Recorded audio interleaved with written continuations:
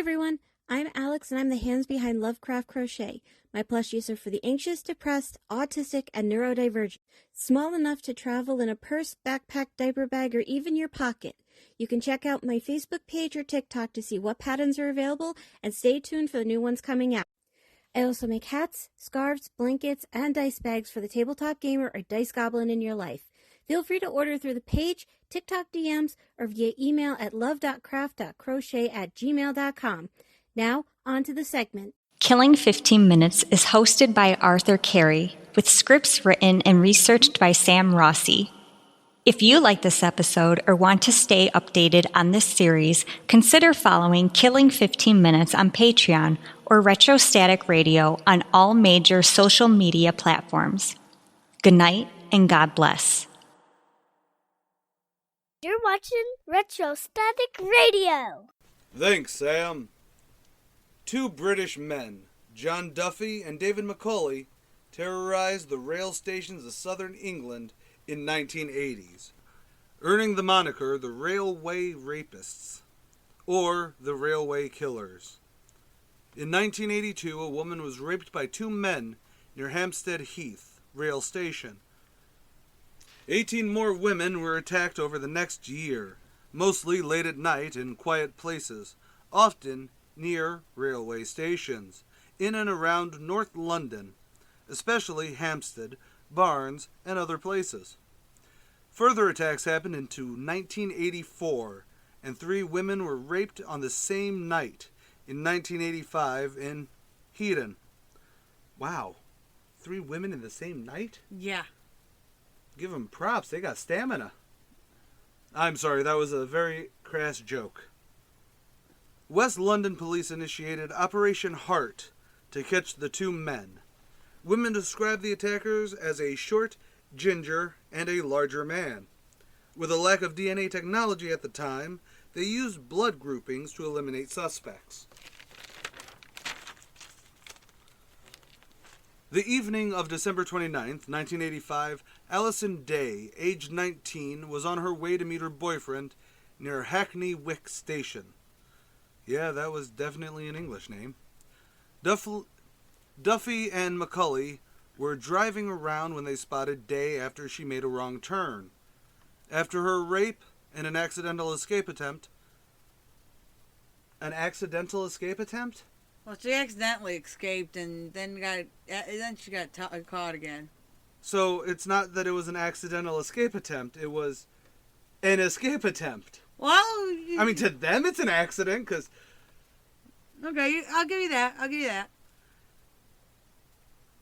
Anyways, after that accidental escape attempt, they strangled her with her blouse. God, why do I always make a joke right before the... And then they died. I don't know. I really have bad timing. Her body was sunk into the River Leia. River Lea? Lee? Yeah, Lea. British people, tell me how bad I am in the comments below. Or on our social media. The Metropolitan Police in East London initiated Operation Leia, separate from Operation Heart. I'm assuming because they weren't connected at the time. Correct. Because Heart was for all these random rapes, and then Leia was for this woman sunk in Leia. Correct. Cool. Good, you're following right along. With her murder, the papers changed the name of these mysterious individuals from the Railway Rapists to the Railway Killer. The name was reinforced with the rape and murder of Marty Tombozer, 15. Mulchay? Is that a J or an I? Over here. It's a J. The name was reinforced with the rape and murder of Marty Tombozer, 15, in West Horsley on April 17, 1986. Riding her bike in the afternoon, she was knocked out by a trip line. Besides rape and strangulation, she was beaten with a rock and then set on fire. Jesus. Surrey police set up Operation Bluebell. That's 3 operations now. Yep. One more, and I think they get to call it Desert Shield. Probably. Meanwhile, Operation Leia was taken over by Detective Superintendent Charles Farquhar, who linked that murder to the previous rapes, Operation Heart. When looking at the pictures of the Tombozer crime scene, he noticed a belt and twig as part of a tourniquet ligature setup, which was also the same method for the Leia killing, thus linking Operation Bluebell to Operation Leia. On May 18, 1986, Anne Locke, a secretary at London Weekend Television, was abducted from the Brooksman Park rail station in Hertfordshire and murdered.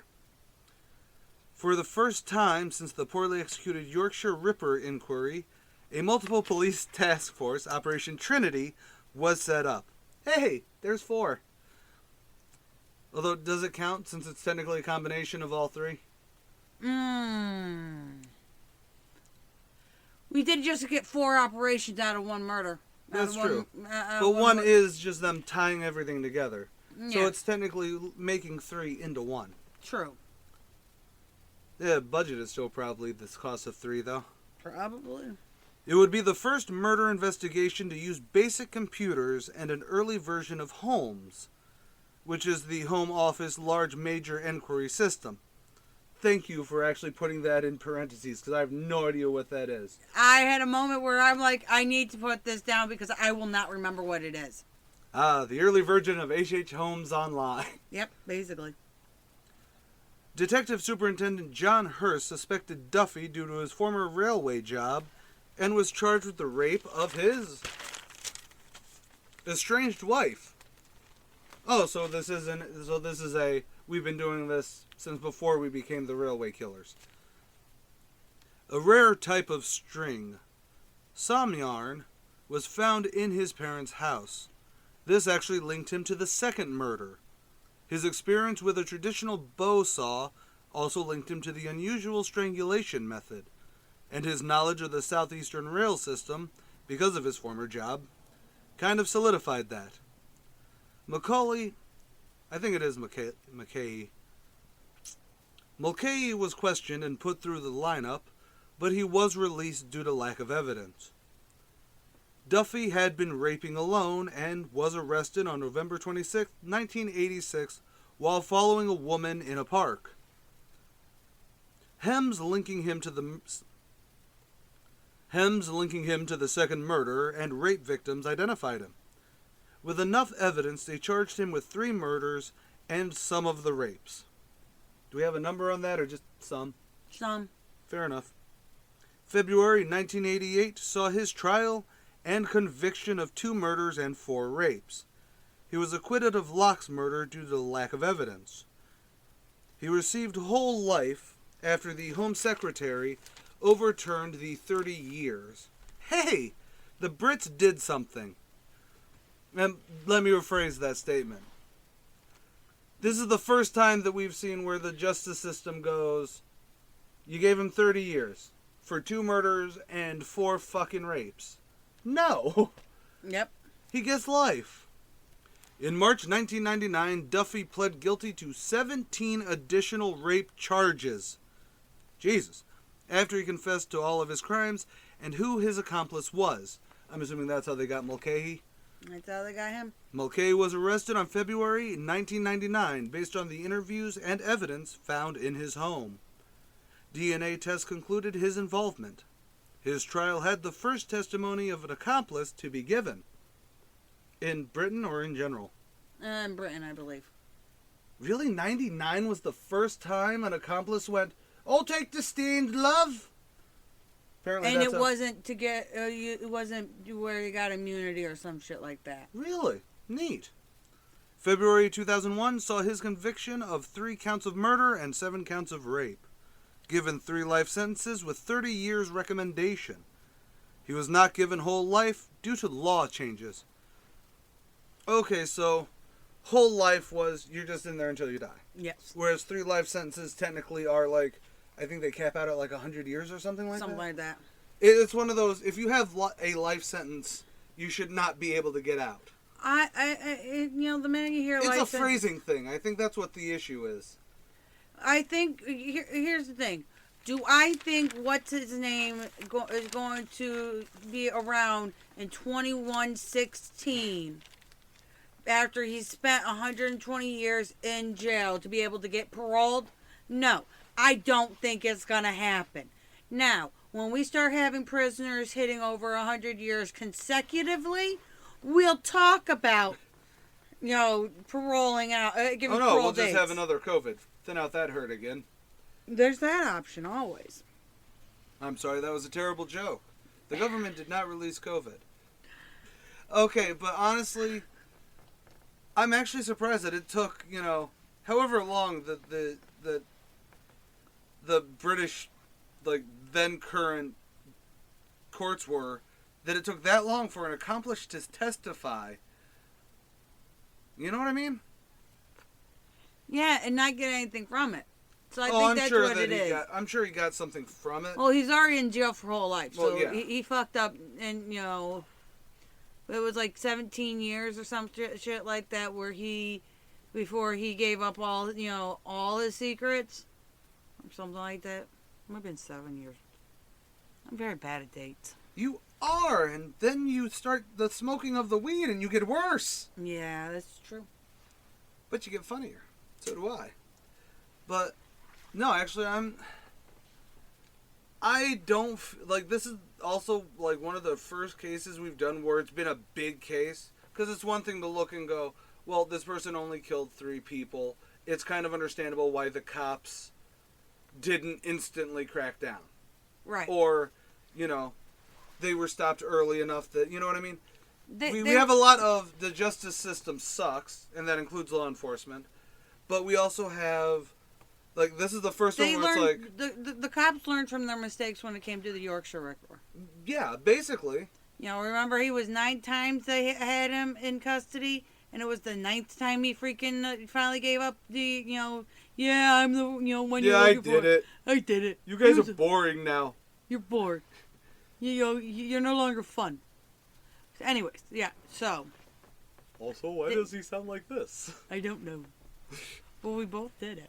But yeah, no, I actually like that one showed a positive progression. Yes. And I like even with the last one, or a couple of them, with Adam Lane. Yep. That was also one of those, I don't like it when, it always makes me feel weird, because you can say it's, cognitive dissonance or something from how we grew up, where it's when you see the cops failing, it could even just be that we've watched way too much procedural shows in our lives, where you see the cops doing something stupid. In hindsight, it's stupid.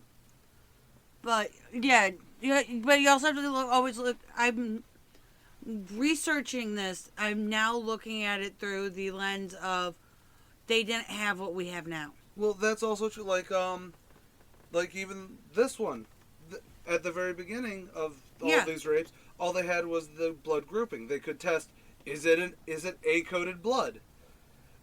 Is it B? Or, you could see a basic... Where in 2000... When they did it, they were actually able to do DNA. Where they tested all the DNA, it's where they got a lot of the other cases, the rape cases to be... And they were able to actually charge him with, more rape cases than previously. He then also admitted to 17 more. And the original guy, yeah, Duffy. Duffy. Duffy. He admitted. Was Duffy the short ginger guy or the larger man? I'm not entirely sure. I never actually. Well, I mean, ideally, I don't know. Either way. So, final thoughts. They were both sick. Rape is bad. Yep. If you don't know that by now. We obviously haven't said it enough in these shows. And the world hasn't told you enough. Consent. Sad. Consent. And consent to following us on Patreon. Oh, dear God. No. I'm AJ Carey. I'm Sam Rossi. Follow us on Facebook and Twitter. And follow, if you want to help supply me with weed, check out our Patreon. Later, y'all. Killing 15 Minutes is hosted by Arthur Carey, with scripts written and researched by Sam Rossi. If you like this episode or want to stay updated on this series, consider following Killing 15 Minutes on Patreon or Retrostatic Radio on all major social media platforms. Good night and God bless. You're watching Retrostatic Radio. Wheel of Random is turn, turn, turn. Tell us the 15 minutes we shall learn. I'm Sam Rossi, writer and co-host of Randomly 15 Minutes, where the Wheel of Randomness gives me the topic and I write about it. I'm Megan Klodnicki, and I'm the host of Randomly 15 Minutes. I cold read what Sam writes and learn in real time about a random topic. You can find us on all major podcast platforms and YouTube. Follow us on Facebook at Randomly 15 Minutes to get more random facts.